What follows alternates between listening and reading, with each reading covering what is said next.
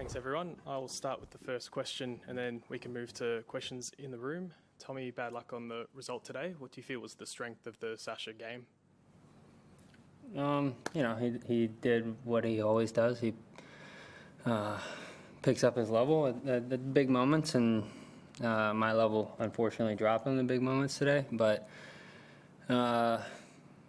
plays with great depth and doesn't miss much on the big points, so. Question 6. Scott.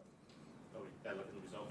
Can I double check something happened early in the match with the let call, where the umpire, I think, called a let and you were confused by it, or there was some confusion whether there was no electronic calling. Is that right? Yeah, I was already down like 4-1 in the breaker. I think maybe double mini break, but I hit a serve and it was a let, but the chair didn't see it, and I just didn't know that there was no automatic what's it called, let machine here. But it is what it is. That didn't lose me the match or anything. Matt. Hey Tom, nice trying. Did you find, at least for parts of the match, you were able to execute whatever your game plan was throughout this, and then just in those tight moments were not able to? And sort of, what was that game plan, and how much did Sasha take you out of it? I think at times I was able to.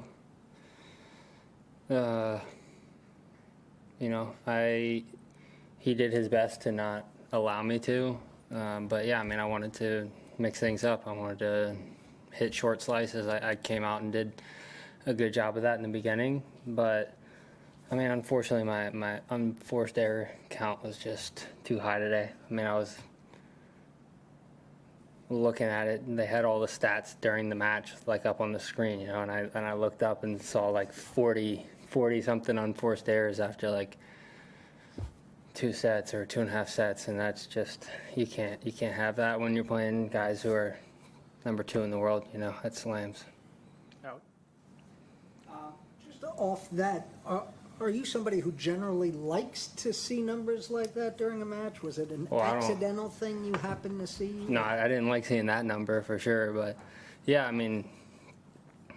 on set breaks, I don't mind peeking over and seeing what my first serve percentage is, or unforced error count. I think it's helpful stuff. So I peek over at it. And coming out of that match, are you more, which is the stronger emotion, encouraged at both the general run here, but also specifically today? You were as good as he was in those first 2 sets for big parts of it, not in the tiebreakers. Are you more encouraged by being so close, or more, upset or discouraged by what the result wound up being? Both. I think,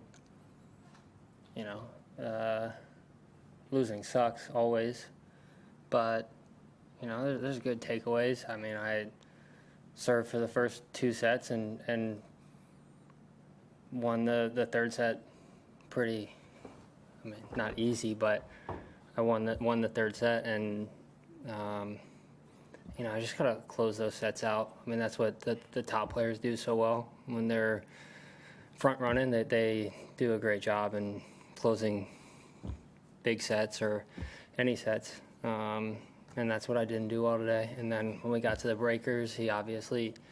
He dominated the breakers. I made way too many unforced errors, and he locked it down. He did what he does, and he played great breakers. Yep. Tommy, we saw Gautam Monfils retire yesterday after having a big week in Auckland the week before the Open, and you played in Adelaide. Do you feel the cumulative effects of that coming in today, and will that change? Would you change your plans going forward? No. Monfils has quite a few more miles on his engine than I do, I would say. And I also think, like, coming from Auckland is a little bit more of a trip, Coming from Adelaide, I only played 3 matches in Adelaide, and then coming here, and then obviously we get days in between, which when you play in 3 out of 5, you need them. But my last couple matches haven't been super physical matches until today, so I felt pretty good coming in. Obviously, Monfils had more physical matches than I did. Yep. Was it a big jump in terms of like the level of players that you were playing? Certainly the last 2 rounds, and then all of a sudden Sasha's there, and is that a difficult adjustment?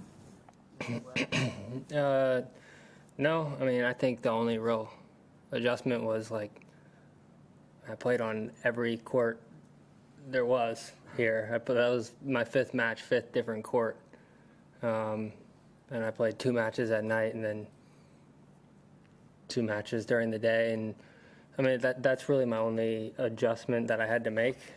We came a little earlier and practiced on the court because we hadn't hit on it yet. And it was a little warmer today. The balls were bouncing up a little higher, which I did not mind actually. But I mean, yeah, it was small adjustments. Obviously he's 2 in the world. He's ranked higher than guys I've played. But I mean, I usually like playing those matchups, so it wasn't a huge adjustment. No. Just on that, about the scheduling, do you feel as though you can, or did you make any kind of a request with regard to, hey, why am I playing in a different court every day? No, I mean, by no means am I like complaining about that. You know, I don't normally put in requests, especially when I'm not in the States, because I'm probably not going to get what I want. And I mean, I play on the course they put me on, and I try and win on the course they put me on. That's my mindset. If I could ask about Sasha's serve, what's most difficult about dealing with his serve?